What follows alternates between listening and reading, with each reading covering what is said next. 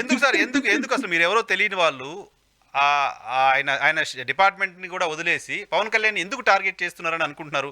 పార్టీలు టార్గెట్ చేయడం వేరు. మీరు ఇంతకుముందు చెప్పినట్టు పవన్ కళ్యాణ్ ఇంకో రాష్ట్రానికెళ్తున్నారు, ఎదుగుతున్నారు. కాబట్టి పార్టీల్లో నాయకుల్లో జలస్ ఉండడం, టార్గెట్ చేయడం వేరు. ఇటువంటి వ్యక్తులు ఎందుకు టార్గెట్ చేస్తున్నారని అనుకుంటున్నారు? చేపిస్తున్నారు వెనకున్నారు. అది చెప్తాను నేను. ఏదో ఒక సందర్భంలో మీతోనే మాట్లాడతాను. వస్తుంది, బయటకు వస్తుంది. వచ్చినప్పుడు చెప్తాను ఖచ్చితంగా. ఎవరో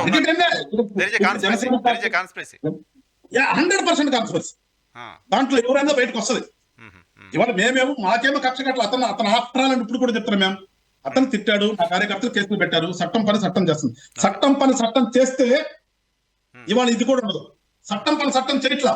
ఏలూరు మీటింగ్ లో ఎప్పుడైతే పర్మిషన్ ఇచ్చి మీటింగ్ పెట్టుకున్నారో, మీటింగ్ లో వాళ్ళు ఇష్టానుసారం మాట్లాడారో, ప్రభుత్వం ఇట్ సెల్ఫ్ సుమోటోగా వాళ్ళ మీద కేసు కట్టి అరెస్ట్ చేయాలి. అసలు ప్రభుత్వమే కేసు రాజ్యాంగబద్ధమైనటువంటి పదవిలో ఉన్నటువంటి డిప్యూటీ స్పీకర్ ని నీ నాలుగు వస్తానరా, నువ్వు దున్నపోతురా, లేదా రకరకాల మాటలు మాట్లాడితే మీరు ఎవరు కట్టాలి కేసు? కంప్లైంట్ వల్ల ప్రభుత్వమే సుమోటోగా తీసుకుని ఉండాల్సిందా?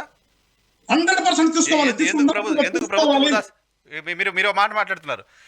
కొడాలి నాని మొన్న ఒక మాట మాట్లాడారు సార్. కొడాలి నాని గారు ఏం చెప్తున్నారు? తెలుగుదేశం పార్టీ సపోర్ట్ తోటే రావణ్ ఇలా మాట్లాడారు, తెలుగుదేశం పార్టీకి మద్దతుగా ఆయన మాట్లాడిన వీడియోస్ ఉన్నాయి, ఆయన లోకేష్ గారిని, చంద్రబాబు నాయుడు గారిని ఎప్పుడు ఏమనలేదని మాట్లాడారు. ఇప్పుడు ప్రభుత్వం రెస్పాండ్ అవ్వాల్సిన స్థాయిలో రెస్పాండ్ అవ్వలేదని మీరు అంటున్నారు. అంటాను, నేను అంటుంది వాస్తవం. కొడాలి నాని మాట్లాడిన వ్యాఖ్యల్ని సమర్థిస్తున్నట్టుగా మీ కమెంట్ ఉంది. ఆయన ఏం మాట్లాడారు అసలు నేనైతే లేదు. ఆయన సమర్థించాల్సిన అవసరం మనకు లేదు. ఆయన నేను మాట్లాడేది ప్రభుత్వం సరిగ్గా స్పందించలేదు. మీ కమెంట్ ప్రభుత్వం చేయవలసిన పని చేయలేదని నాకు చట్టం మీద నాకున్నటువంటి అవగాహన ప్రకారం నేను చెప్తున్నాను. ప్రభుత్వం సరిగ్గా స్పందించలేదు. ప్రభుత్వం చేయాలి. ఎప్పుడైతే హ్యాటెడ్ స్పీచ్ ఉన్నాయో, అతను కులాల మధ్య మతాల మధ్యన, అసలు నేను అనేది ఏంటంటే ఆయన ఒక రాజ్యాంగబద్ధమైనటువంటి పదవిలో ఉన్నటువంటి వ్యక్తులు, డిప్యూటీ స్పీకర్ కానీ పవన్ కళ్యాణ్ గారు కానీ, మీరు అట్లా మాట్లాడినప్పుడు మీరు పెట్టుకున్న సభ ఏంటి? ఆ సభను ఉద్దేశించి కాకుండా సభతో సంబంధం లేని మాటలు మీరు మాట్లాడినప్పుడు, ఇవాళ అరే ఏదైనా డీజే పెట్టుకోవాలంటే పోలీసులు వాడి దగ్గర సంతకాలు తీసుకుంటారంటే బయట ఎవరు తీసుకుంటున్నారు? వినాయక చవితి మండపాలు కట్టుకోవాలంటే పర్మిషన్స్ అవసరం ఉన్నాయి. బాండ్ తీసుకుంటున్నారు. Responsibility with bond. అలాంటిది ఇవాళ మీరు సభ పెట్టినప్పుడు మీరు అసలు సభ ఎందుకు పెట్టారు, ఏం మాట్లాడారని మీరు ప్రభుత్వం ఎందుకని దాని గురించి ఆలోచించలేదు? చెయ్యాలి కదా. చేస్తే ఇవాళ జనసేన పార్టీ నుంచి మేమేదో కంప్లైంట్లు ఇచ్చి తీసుకొచ్చి మేమేదో టార్గెట్ చేసామని అపప్రద మా మీద కింద రావాలి మాకు. ప్రభుత్వం అంటే మీరు కూడా కదా సార్. మేబీ నేను మీరు కూడా అనే కావచ్చు, మేము కూడా భాగస్వామ్యులమే అయినప్పటికీ నేను మాట్లాడతాను. నేను ఒక జిల్లా ప్రెసిడెంట్ గా నాకు మాట్లాడే రైట్ ఉంది. నాకు ఒక పార్టీకి జిల్లా ప్రెసిడెంట్ గా మాట్లాడే రైట్ ఉంది నాకు. ప్రభుత్వం స్పందించలేదు అంటే యువత పార్ట్ ఆఫ్ ద గవర్నమెంట్ కదా. అయినప్పటికీ కూడా ఒక జిల్లా ప్రెసిడెంట్ గా నేను ప్రభుత్వాన్ని మేము కూడా ప్రభుత్వాన్ని నేను యాజ్ ఏ జిల్లా ప్రెసిడెంట్ గా ఒక పార్టీకి నేను బయట అవుట్ సైడర్ ఉన్నా కాబట్టి నేను పరిస్థిస్తా. నాకు రైట్ ఉంది. నాకు ప్రభుత్వం ఎందుకు చేయట్లేదని నేను అడుగుతాను. నేను చెయ్యాలి కదా. ప్రభుత్వం పని అంటే ఎవడో వచ్చి ఇష్టం వచ్చినట్టుగా ఇద్దరు మధ్యన, లేదంటే రెండు కులాల మధ్యన, రెండు మతాల మధ్యన, లేదంటే ఇష్టం వచ్చినట్టుగా ప్రజలను తిడుతున్నప్పుడు దానికి ఎవరు నరసింహారావు గారు వచ్చి కంప్లైంట్ ఇవ్వాలన్నా? అవసరం లేదని చట్టం చెప్తుంది కదా. పోలీసులు మీ పని మీరు చేయాలి కదా. మీరు ఆ పని ఎందుకు చేయట్లేదు అంటున్నా నేను ఇప్పుడు కూడా అడుగుతున్నాను. దానికి జనసేన మేమేదో ఖర్చు కట్టేదండి. అతను వేషాడు ఎంత వాళ్ళ మీద మేము ఖర్చు కట్టేదండి. అది రాజకీయ పార్టీ. మేము ఇవాళ ప్రజలు మెచ్చారు మమ్మల్ని. పెరుగుతున్నటువంటి ముందుకెళ్తున్నాం మేమందరం కూడా. వాళ్ళు ఎవరు? వాళ్ళు ఏం మాట్లాడారో తెలియదు. ఎందుకు మీటింగ్ పెట్టాలో తెలియనటువంటి బ్యాచ్ తో మాకేంటి కంపారిజన్? Right sir. చివరిగా వెంకటేశ్వర గారు ఎక్కువ టైం తీసుకున్నాను. చివరిగా నాకు ఒక మాట చెప్పండి. మీరు ఒక అడ్వకేట్గా ఉన్నారు, సీనియర్ అడ్వకేట్గా చాలా కేసులు వాదిస్తూ ఉంటారు. సిస్టమ్ ఎలా పనిచేస్తుందో తెలుసు, కేసులు ఎలా నమోదవుతాయో తెలుసు. రావణ్ లాంటి ఒక వ్యక్తి ఏలూరు సభలో మాట్లాడిన వ్యాఖ్యలపైన జనసేన పార్టీ కార్యకర్తలకు కోపం వచ్చింది, కేసులు పెట్టారు. సరే, బెయిల్స్ వచ్చాయి, అయిపోయింది. అటువంటి ఒక వ్యక్తి పైన ఉపా చట్టం పెట్టడాన్ని చాలామంది ప్రజాస్వామికవాదులు, పోలీస్ డిపార్ట్మెంట్ సుదీర్ఘకాలం పనిచేసిన ఏబీ వెంకటేశ్వరరావు లాంటి వాళ్ళు, రాజకీయ పార్టీలు, కమ్యూనిస్ట్ పార్టీలు అన్ని ఖండిస్తున్నాయి. ఉపా చట్టం పెట్టడం ఏంటి అనే ప్రశ్న రైజ్ చేస్తున్నాయి. మీకేమనిపిస్తోంది? ఉపా చట్టం అతని పైన నమోదు చేయడం అనేది సరైనదేనని అనిపిస్తోందా? చట్ట ప్రకారమే పోలీసులు అక్కడ బిహేవ్ చేశారు అనిపిస్తోందా?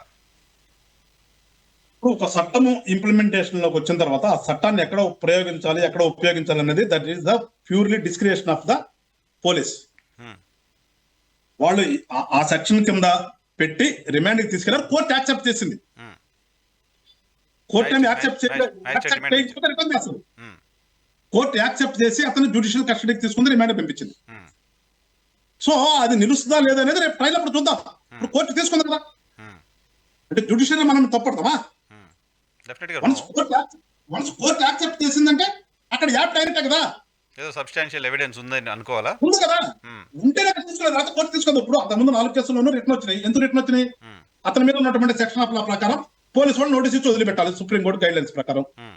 అందుకని చెప్పేసి కోర్టు ఏం చేసింది, తీసుకెళ్లారు, సరే అతను బెయిల్ పంపించింది. అంతేకాని దాంట్లో బెయిల్ రాలా, ఉన్నటువంటి ప్రొసీజర్ ఫాలో అవ్వమని చెప్పి కోర్టు పంపించింది.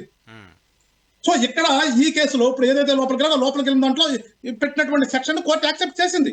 ఓకే, కోర్టు యాక్సెప్ట్ చేసి రిమాండ్ తీసుకుంది, వెళ్ళాడు. వీళ్ళు ప్రజా సంఘాలు ఎప్పుడు ఉంది కదండి మన దేశంలో, ఇదే ప్రజా సంఘాలని, ఇదే మేధావుల్ని, ఇదే సిపిఐ పట్ల నేను అడుగుతున్నాను, మీరు ఎందుకు ఒక రోజు కూడా రౌండ్ టేబుల్ సమావేశం పెట్టలేపారు?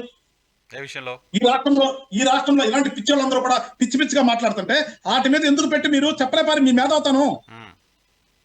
అరే కొంతమంది ఈ రకంగా మాట్లాడుతున్నారు, యూట్యూబ్ లో పెట్టుకుని మీ సొంతానికి ఇష్టాన్ని మాట్లాడుతున్నారు, ఇది కరెక్ట్ కాదు, ఇది అన్రెస్ట్ క్రియేట్ చేస్తుంది, దేశ సమగ్రతకి దెబ్బతీస్తుంది ఇది అని ఎందుకు మాట్లాడిపోయారు మీరందరూ? ఏమైపోయింది మీ మేధావుతాను?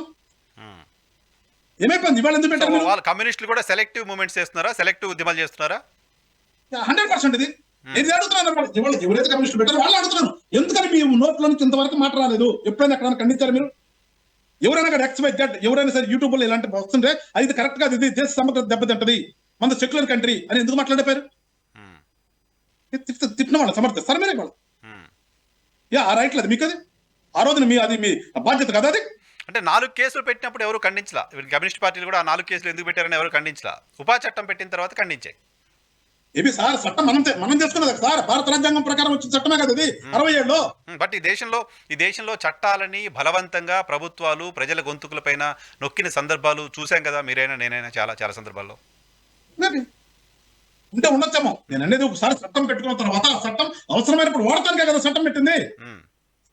ఏ చట్టం పెట్టుకుని ఊరికి ఉంటాను కదా, అవసరమైనప్పుడు చట్టాన్ని వాడతానికే కదా. ఇవాళ పోలీసు వాళ్ళు అవసరం ఉంటే వాడారు, అది నిలుస్తుందా లేదా ఫైల్లో చూద్దాం. ఓకే, కదా అంతేలే, మళ్ళీ కోర్టులో మెరిట్స్ డిమెరిట్స్ చూస్తారు కదా. ఇవాళ డెత్ పెనాల్టీ ఇచ్చారు కదా సార్, ఇవాళ డెత్ పెనాల్టీ ఇస్తారా? అరే మర్డర్ కేసుల్లోనే కోర్టులో సాక్ష్యం లేకపోతే బయటకు వస్తారు. చట్టంలో పెట్టే తిన్నట్టు కింద పెట్టి అన్ని కేసుల్లో చెట్లు పడుతున్నాయా? లేకపోతే ఎస్ఎస్ చెట్లు పెట్టి అన్ని కేసుల్లో చెట్లు పడుతున్నాయా? పడవు కదా.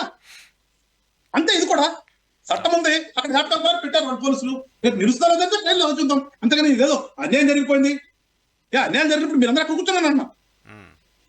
నిన్న కూడా దాన్ని ఖండించారా పోనీ మీరు ఎవరన్నా? అసలు